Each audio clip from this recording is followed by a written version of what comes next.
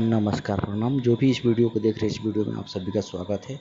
हमारे भोजपुरी के सुपरस्टार अंकुश राजा जी का कल एक बोलबम सॉन्ग का रिलीजिंग डेट है। बहुत ही ज़बरदस्त सॉन्ग है।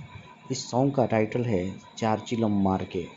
इसमें अंकुश राजा का मधुर आवाज़ है और इस गाने का राइटर है मोहित मिश्रा जी और इसे म्यूजिक से सजाया है रविराज देवा जी। बहुत ही ज़बरदस्त सॉन्ग है, सुपर सॉन्ग है। कल आप लोग सुबह तैयार रहिए, वे म्यूजिक पर जाकर गाने को ढेर सारा दिल और प्यार दीजिए।